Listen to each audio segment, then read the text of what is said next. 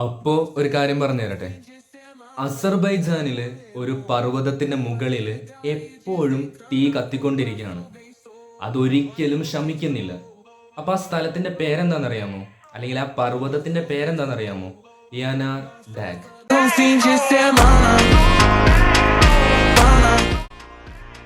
യനാർ ഡാഗില് ഇപ്പോഴും ഈ തീ കത്തിക്കൊണ്ടേയിരിക്കുകയാണ്. അപ്പൊ അവിടെ പഠനങ്ങളും പരീക്ഷണങ്ങളും എല്ലാം നടത്തിയതിനു ശേഷം ശാസ്ത്രജ്ഞന്മാർ പറയുന്നത് അവിടെ ഭൂമിയുടെ അടിയിൽ നിന്നും മീത്തേൻ ഗ്യാസ് വരുന്നുണ്ട്.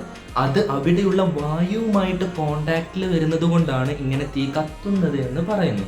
മാത്രമല്ല, അവിടെ പഴയ കാലത്തുണ്ടായിരുന്ന ആൾക്കാരൊക്കെ വിശ്വസിച്ചിരുന്നത് ഇത് ദൈവത്തിന്റെ തീയാണ് എന്നൊക്കെയാണ്.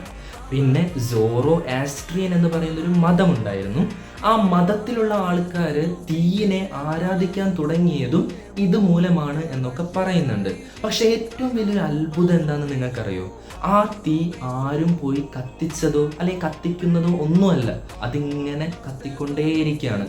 മാത്രമല്ല, ആർക്കും ആ തീ കെടുത്താനുമാവുന്നില്ല. അതായത് മഴ പെയ്യുമ്പോഴും കെടുന്നില്ല, കാറ്റ് വീശുമ്പോഴും കെടുന്നില്ല, ശതാബ്ദങ്ങളായിട്ട് ഇങ്ങനെ കത്തിക്കൊണ്ടേയിരിക്കുകയാണ്. ഭയങ്കര അത്ഭുതമായിട്ട് തോന്നുന്നുണ്ടല്ലേ? അപ്പൊ ഏതായാലും ഈ യനാർ ഡാഗിനെ പറ്റിയിട്ട് നിങ്ങളുടെ അഭിപ്രായങ്ങൾ എന്തൊക്കെയാ? ഏതായാലും കമന്റിൽ പറയാ. അപ്പൊ ഏതായാലും ഞാൻ പോവാണ്. നിങ്ങൾ പോകുന്നതിന് മുമ്പായിട്ട് ലൈക്ക് ചെയ്യുക, ഷെയർ ചെയ്യുക, സബ് ചെയ്യുക. അടുത്തൊരു വീഡിയോയുമായിട്ട് എത്രയും പെട്ടെന്ന് തന്നെ വീണ്ടും കാണാം. അപ്പൊ അതുവരേക്കും ബൈ ബൈ ഗൈസ്.